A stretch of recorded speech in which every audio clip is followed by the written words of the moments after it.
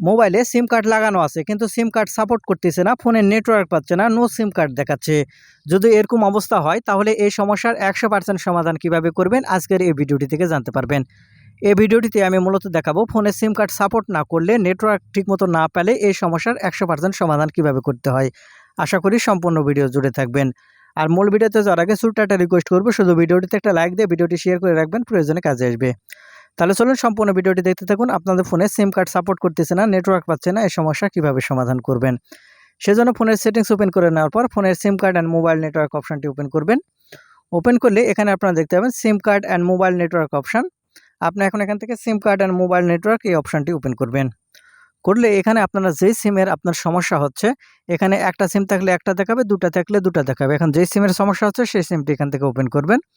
Open করার পর এখান থেকে প্রথমে যে দেখতে পাবেন এনেবল সিম কার্ড, এই এনেবল বাটন যদি আপনার অফ থাকে এখান থেকে প্রথমে এখান থেকে অন করে দিবেন।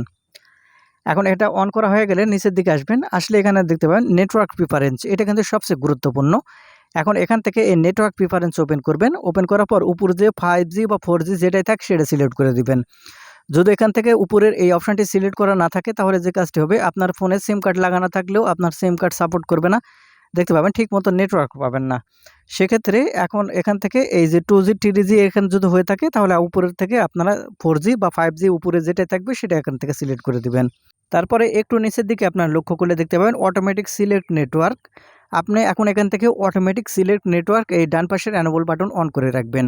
তাহলে যে কাজটি হবে, আপনার ফোনে অটোমেটিক নেটওয়ার্কটি সেটা অটো সিলেক্ট করবে। এক্ষেত্রে দেখা যায় যে আপনার ফোনে যে সিম কার্ডের নেটওয়ার্ক বা কোনো সমস্যা থেকে থাকলে কিন্তু সেটা অটো এখান থেকে সমাধান হবে। সেক্ষেত্রে অবশ্যই অটো নেটওয়ার্ক সিলেক্ট এটা ওপেন করে রাখবেন বা অন করে রাখবেন।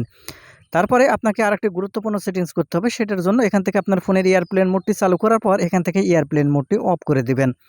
দিলে আপনারা দেখতে পাবেন আপনার সিম কার্ড সাপোর্ট করতেছে না, ফোনে নেটওয়ার্ক পাচ্ছে না, এই সমস্যার কিন্তু স্থায়ী সমাধান হয়ে যাবে। তো বন্ধুরা, এই ছিল আজকের ভিডিওটি থেকে কিছু শিখে তাহলে চ্যানেলটিকে সাবস্ক্রাইব করে রাখবেন।